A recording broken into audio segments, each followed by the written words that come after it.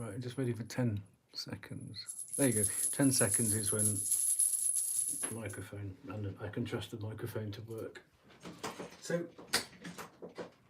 we've cleared the decks a little. So this is going to be much more solution based, and because we've got 3, 4, 5, 6, 7, 8, 9, 10, 11, 12, 1,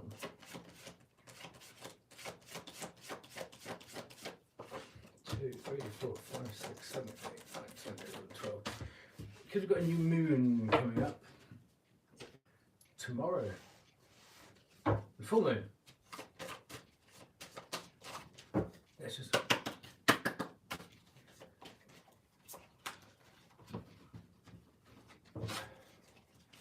Let's just throw as many ideas out there as possible.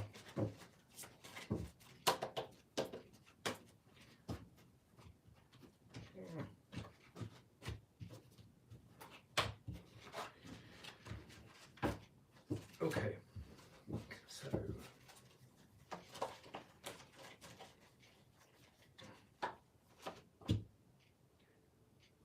remember to respond rather than react. Okay. Consider the advice of a friend, but make your own decision. Exactly. Well, by not reacting, it'll give you time to do that and then come back with your response, won't it? So it's a bounce back. But yeah, because advice is purely that, advice.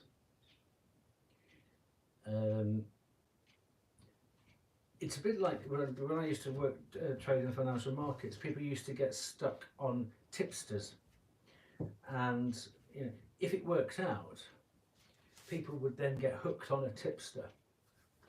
But then after a while, they sort of inhabited the success. If there's obviously successful trades going on, then they began to think that they were their own trades. But when the tipster got it wrong, then the blame would go that way. So it's almost like this is purely it.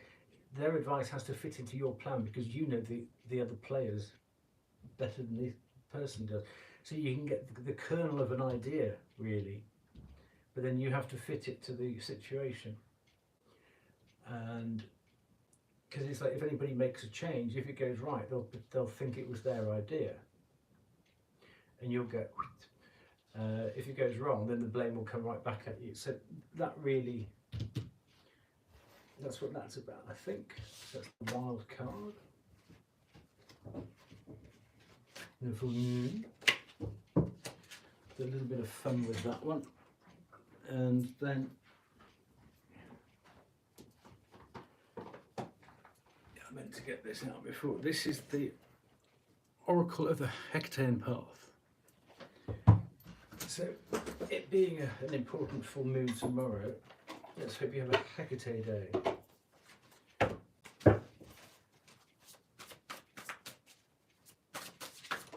Well, that came flying out. What's that? Loyalty.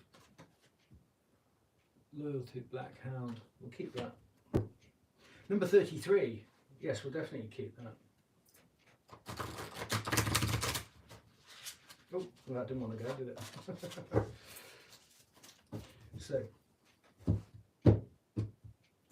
I've done all the other cards, I just forgot to do this deck, so.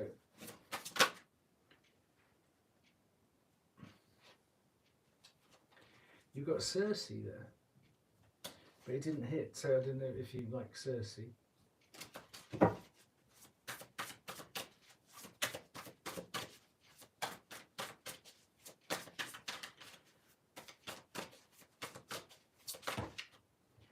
Run the hit first. Melinoe, dark-minded, dichotomy. I think dichotomy was her brother, wasn't he?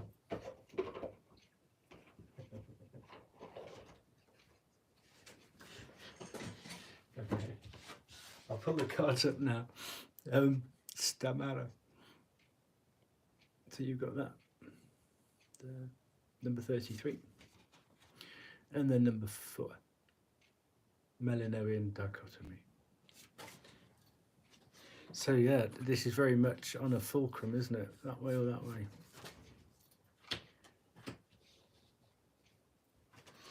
So let's read the book. I'll stand whilst I'm standing up. Here we go. Melanorian dark-minded dichotomy. Here we go. Born of the underworld and the heavens, Hecate Melanori's contradictory nature reflects the struggle inside many of us. The task of keeping things balanced within can lead to a schism. In this guise, Hecate knows your highest truths. Oh, well, there you go, look. And your most hidden fears. Let her torches guide you through both sides of yourself, in the shadows and in the light. Hecate awaits those who seek the mysteries and is the guide and initiatrix of all who approach her with a pure heart. Let's get a bit of that on there then, Shall we? And then number 33.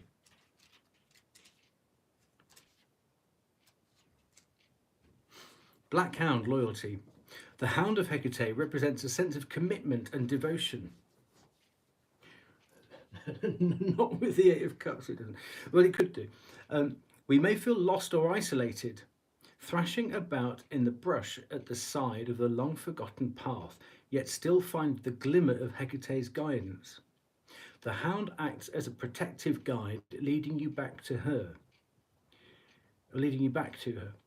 The barking of hounds was said to herald the goddess's arrival, as they are one of her most sacred animals. Adventure and curiosity are also present, as it is an increase in psychic perception. Hello, High Priestess, Black Cat. There you go. Yeah, well, that worked out nicely, didn't it? I do love the old synchronicities. There you go.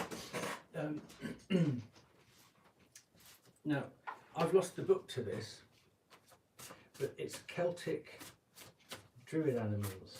One's got a sticker on it, it's not just seen it. I want to see if I can download the online book to this, but it's a beautiful book. There's so much in it. Air Dragon. So we're coming into Aquarius, aren't we? So Air Dragon might be. I can't tell you much about it, I'm afraid, because I said I don't have the book. But we're still in dragon. We're still in the Chinese dragon year, and we're in the Celtic Alder, which is to do with dragons as well. So we've got 3 dragon things going on there. So I don't know if you do look to dragons.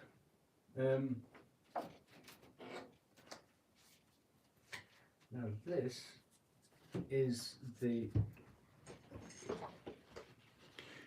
Deadly Apothecary Oracle, which is a lot of fun. This is good to go.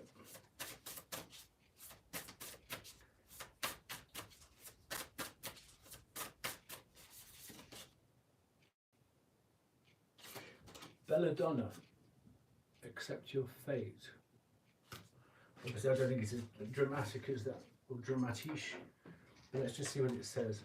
Number 22 and 33. Wow.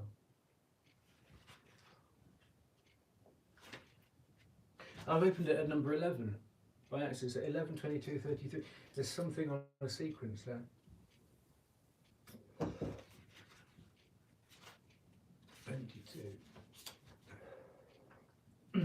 Belladonna. Used in the treatment of eye diseases and as a powerful muscle relaxant, its sedating effect makes people seem unaffected by strong emotion. It is associated with the Atropos, one of the 3 Greek fates, who preside over human life. Belladonna is Italian for beautiful woman. Its energy is perfect for glamour and beauty. The poison. Belladonna has a bad habit of running away from accountability and escaping into a dream. So I'm not saying this is your energy, but maybe somebody else is escaping. But maybe she would help you do the Eight of Cups if you need to. Okay, Belladonna has a bad habit of running away from accountability and escaping into a dream. To cope with difficult feelings and situations, they procrastinate by putting off simple tasks and flaking out on responsibilities.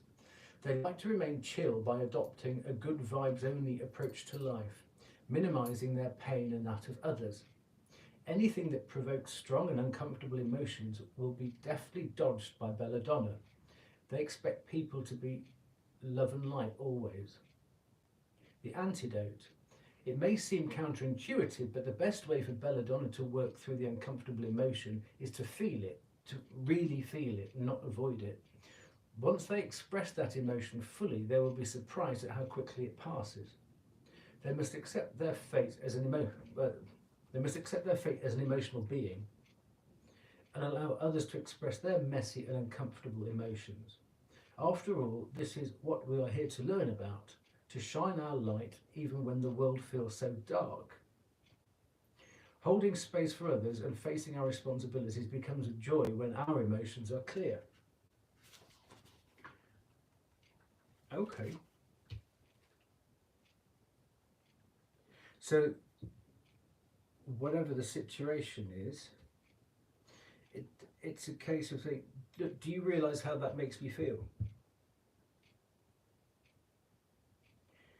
Because maybe if somebody does, I mean, it's the get out of jail free. It's one get out of jail free card for the other people, isn't it, or the other person? They go, oh, I didn't realise that would make you feel like that. You go, well, you can't say that anymore because now you do. So stop it. Stamata. I just looked it up. It's Greek for stop. I said, shut your mouth. Get away from me, you bad luck, and stop it. That's your bit, though. Yeah, that's your bit. Get out of my circle. That's your bit. So, in a non-confrontational way, to say, look, do you realise what effect that's having on me?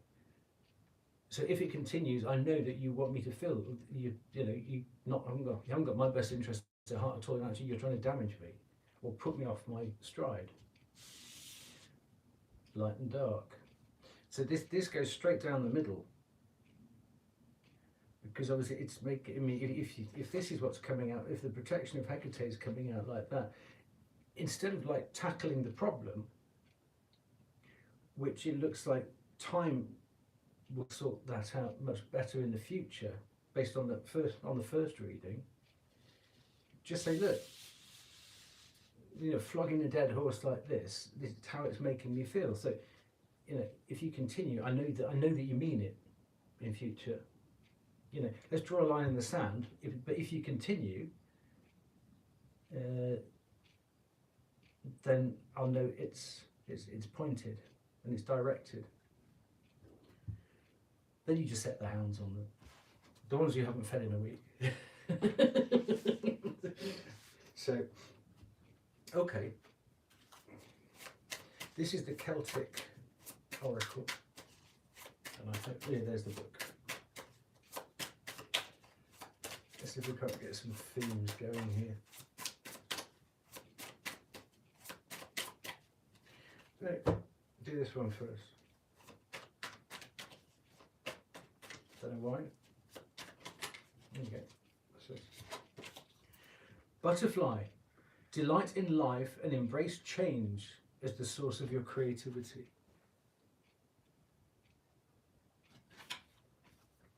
So let the memories of being a caterpillar go.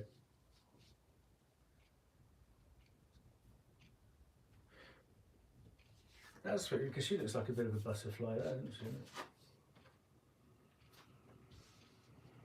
So, I mean, what does the butterfly do? I mean, it gets rid of that sort of semi-slug status, spends an awful lot of time in hermit mode, and then goes, do you know what, I'm just not doing it. So it's all these ways of freeing yourself up from what's been keeping you in the dark. And that's very much like the chrysalis stage, isn't it? Come on, come on. And you've got a demon on your cocoon state, you know. And then the thing that frees you up from it is that, and you've got a demon sitting on that. So this is going to be when you feel like you can do the butterfly thing rather than the cocoon or the chrysalis. You know, when you see the situation doing that, then you know that you've chosen the right path, don't you? I hope that makes sense. Let's get a crystal.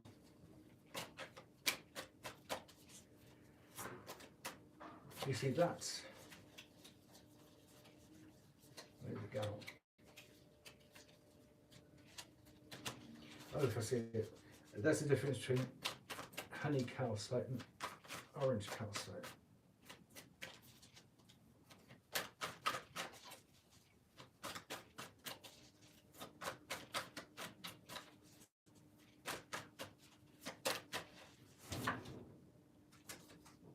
Garnet. Wow. There are different garnets. That's the most recognisable one, you see. But there's a lovely good, let me just take it off. I've got it around my neck.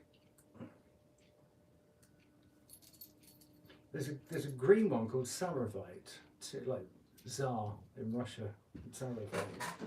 But there's one called Spessartine, which is a lovely orangey colour. And there's also, I put a bit of copper with it. I'll take that off. We use that as a thing. Now another crystal to smooth over family doodahs is petersite. Pietersite. Petersite. I wouldn't leave home without that. I don't stay at home without it either. But that's a bit of moldavite. Yeah. So let me just put that back around my neck. Really chunky cross. There we go. So garnet.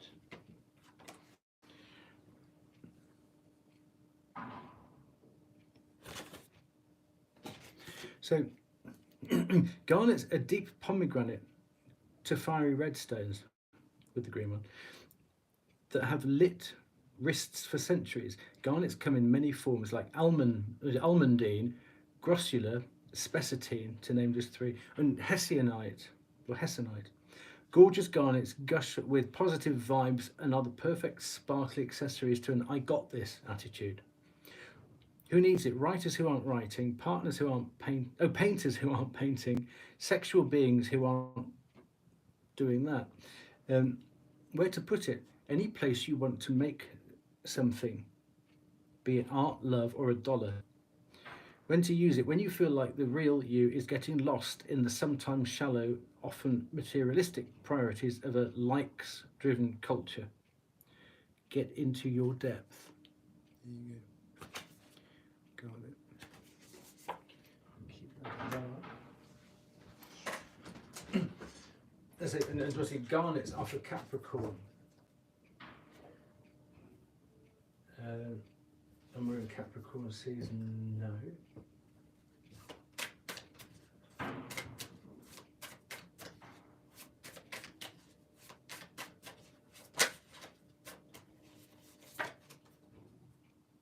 Ooh, silver arrow. Very Celtic, isn't it? Put a bit of sage on there. Right. Silver arrow, number 39.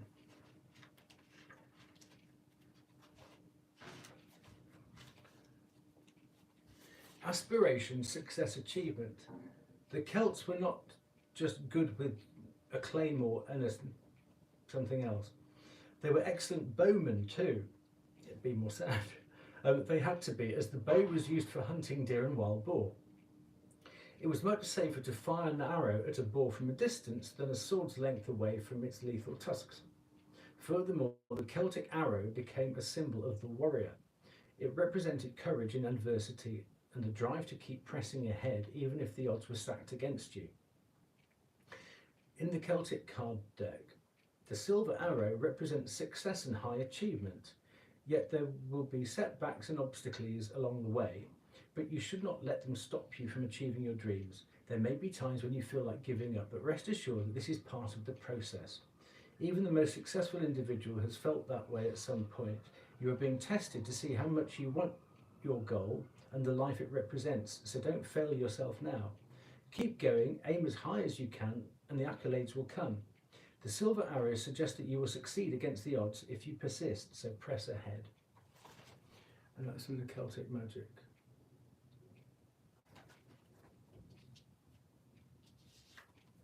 There you go. It's all for Game of Thrones, isn't it?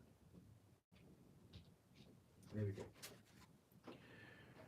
So, let's get you a colour.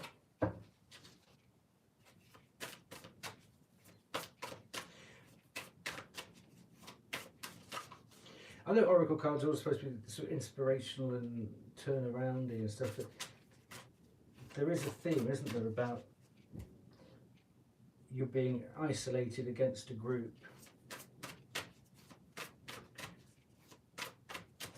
But then that makes, that if the group can't go ahead without you, then that makes you and your scruples the most important thing.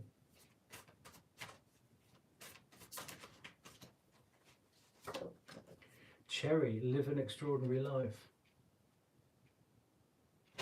Okay.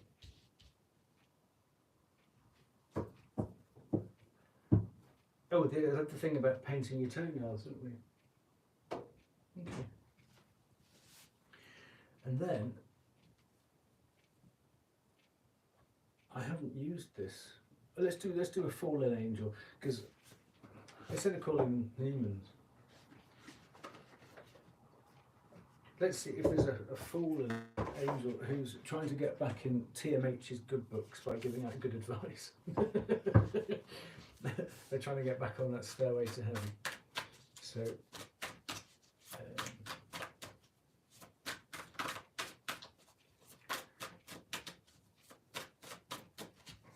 rather than just leaving it as demons, as it were. Let's see what.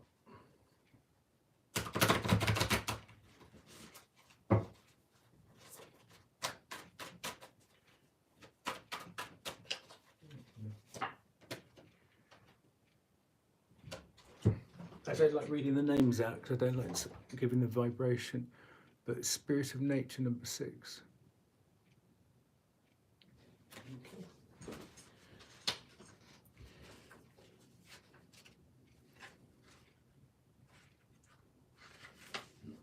So that name, element air, planet Venus, time to escape modern life for the simple pleasures of nature. That name can appear in dreams and visions as a beautiful archer on horse. Come on.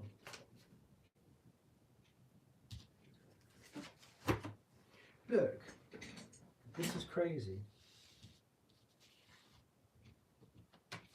I've been saying to be a bit more sad, but so you've got that there, and so you've got a butterfly there, and we've got the archer coming up.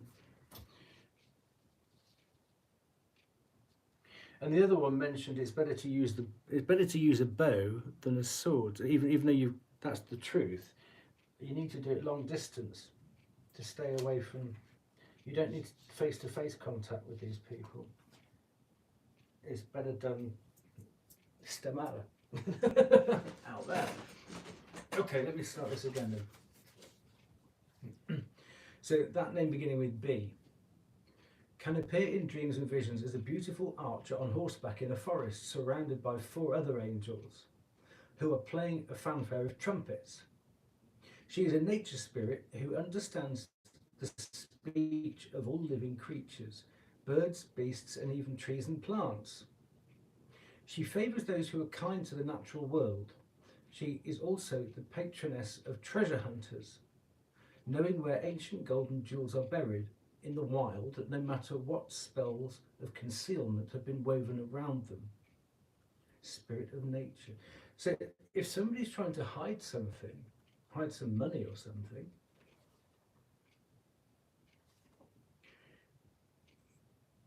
it might be worth having a word.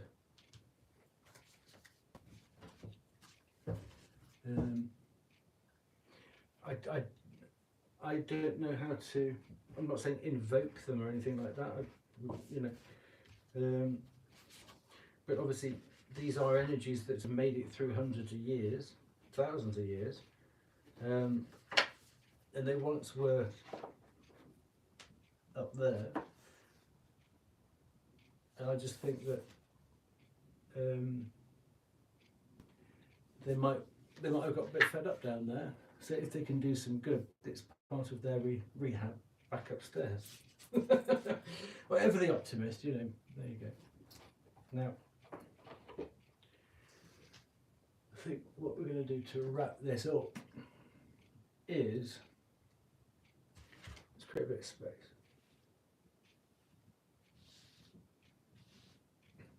This is the hurdy-gurdy deck.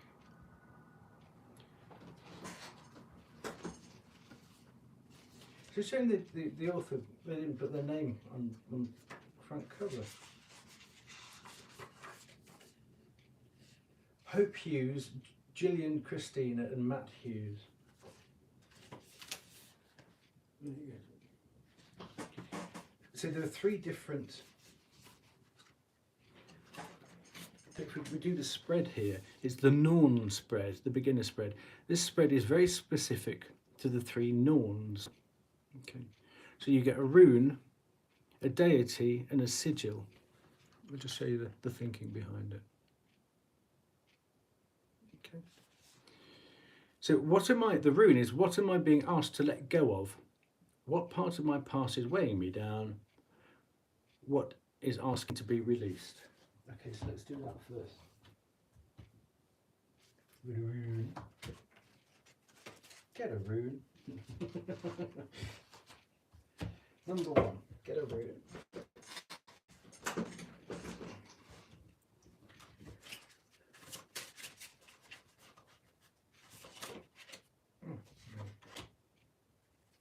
Awas, nature. So we've just got spirit of nature there, haven't we? Nature, Awas. So let's get the cards out first and then we can focus back in. So, that's what you're being asked to let go of, isn't it? Oh, but I'm sure it'll make sense. So, what am I being asked to see in the space created through this release? To know, question mark, to grow, question mark. What is my most significant personal strength right now? I'm going to put that way around. So, a bit of excitement. Oh, that's the wrong deck as well. Oh, we can't have that then. I picked the wrong cards up. Well, maybe you get them both then, because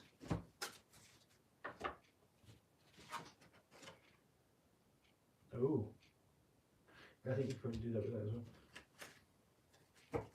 My mistake, but you can have two.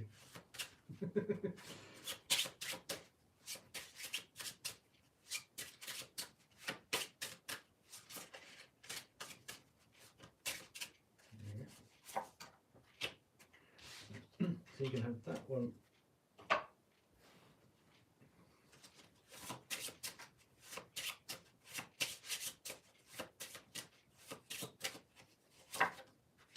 There we go. Right then, let's set two.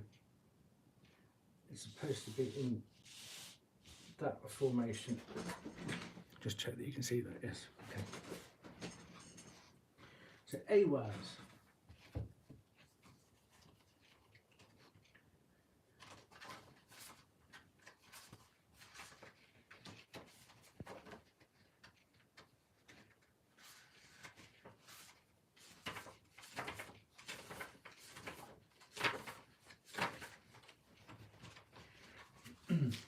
Oh, it's the horse. Going back up to Sag and Arrows up here. Horse, nature, partnership, Sleipnir.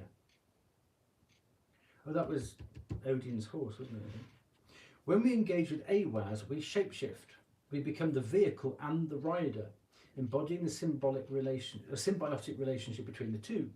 Humanity and the wild become one. We gallop between the 9 realms, just as an 8-legged horse, Sleipnir did, yeah. In this union, we gain momentum and the ability to see things differently through the speed and rhythm of the road less travelled. This rune speaks of freedom through cooperation, discovery. This rune speaks of freedom through cooperation, discovery through travel, and even magic. Come into this. It was said that seeresses, obviously high priestesses, would take the forms of horses to travel through the night, roaming freely, unencumbered and surrounded by the sanctity and safety of darkness. A sacred partnership is formed when working with Awaz, a balance created by 2 beings coming together to form a majestic vehicle of energy and purpose, greater than the whole, stronger than we could ever be alone.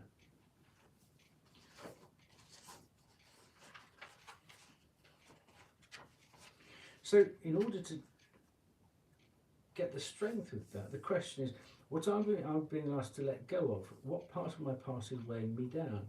What is asking to be released? Well, if the answer is, I think it's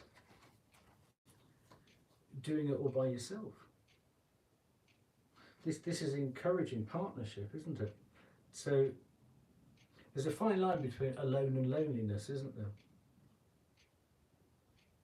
So if anyone's been sort of like, whatever that fine line is, if anyone thinks, oh no, I can do this by myself, but you actually, there's a waterfall drop there, and it's a bit like that. What's that Marilyn Monroe where she's on that raft going down the river? Was it Catherine Hepburn? One of the two. They're quite difficult to mix up, aren't they? Is it Big River or something? Anyway, whatever.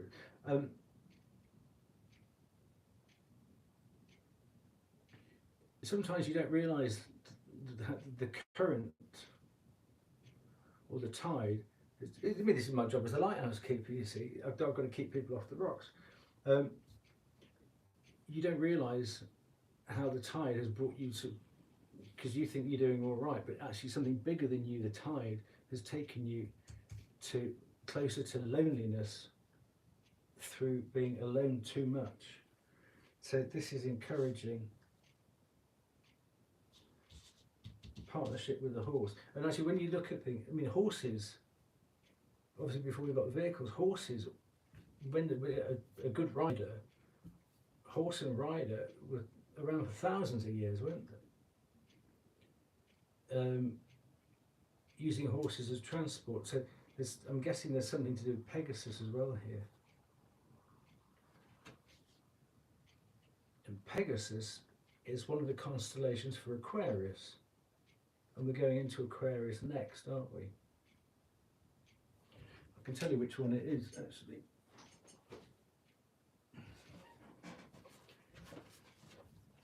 Pegasus is swords.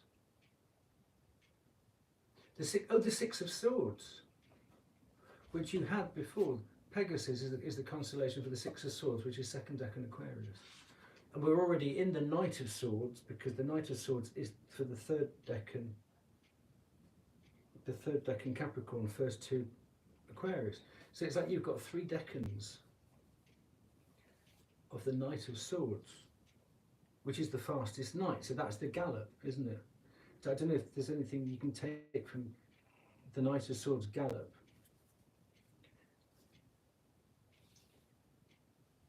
And then the first decan Aquarius is Pisces Australis, and then Pegasus.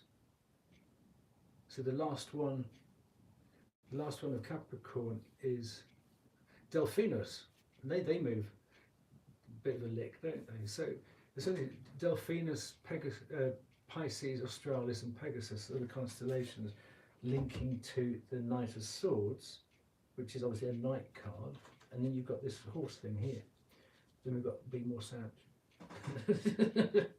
Well, yeah, it's arrows, not swords, even though the sword of truth is what you want.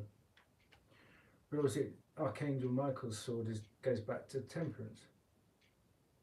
Archangel Michael. So there's all kinds of, yeah. Just stick to your gun.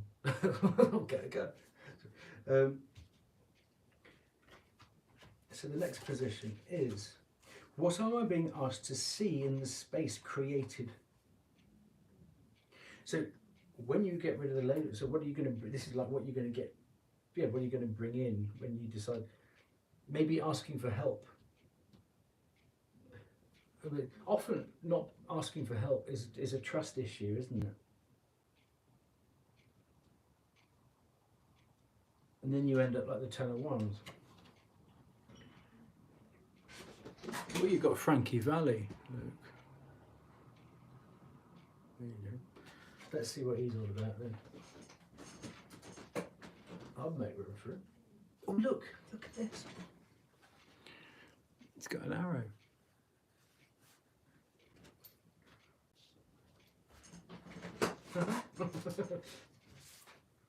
Okay. Oh, here we go. Right. Oh. Valley, son of, okay. Vengeance, Avenger, Manifestation, Uruz, Hagalaz. Obviously, vengeance is the Lord's to do, backed up by the ding there. Valley, son of Odin and giantess Rinda. Valley is born out of purpose and vengeance. Valley grew from infant to adult in one day. Ooh. To avenge and kill Baldur's slayer, Hodder. And that is precisely what Valley did at only 1 day old. Rough love though. In this vein, Valley is laser focused. He is black and white. He is he is the part of ourselves that we can tap into. Look, black and white.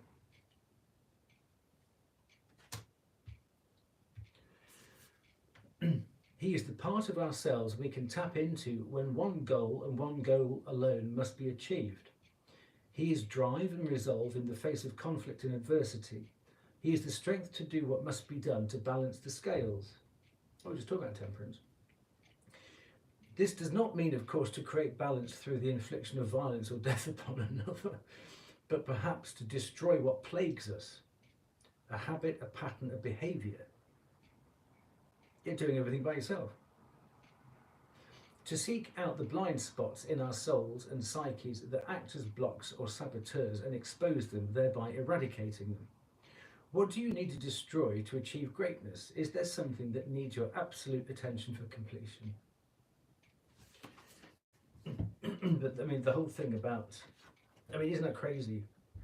Pull that arrow out, and we've got 2 arrow cards, and yeah, Spirit of Sag.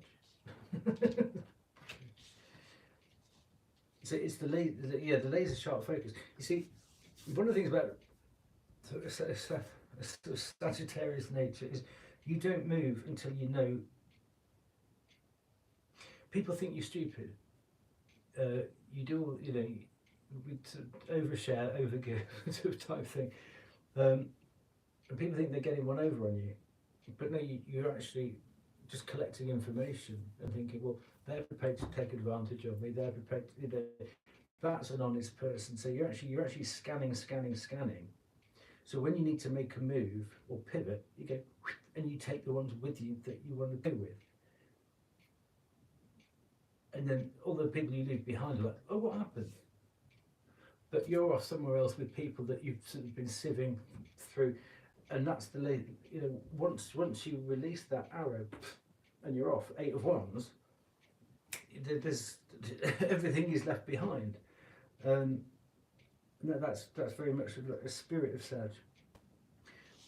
And there've been quite a few things about don't move away from your fire nature, but just explore Leo and Sagittarius energies. You might not want to be as blunt as Sag, because we do get into trouble for that. But there you go. There you go. People are so sensitive. I'm going to bring this one back as a bonus at the end because this is part of the spread. Oh, hello. You got Thor's hammer. Thor was god of lightning, very much Sagittarius. Got the lightning. There you go. Sorry. There you go. I'll just hold both cards up for now, though. So that's Mjolnir, Thor's hammer, and then Gungnir.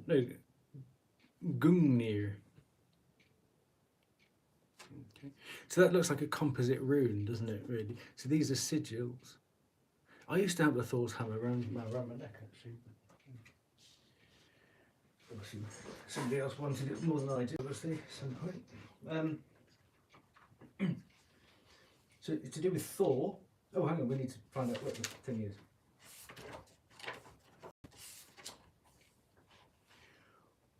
With this simultaneous release and discovery, what is my best way forward?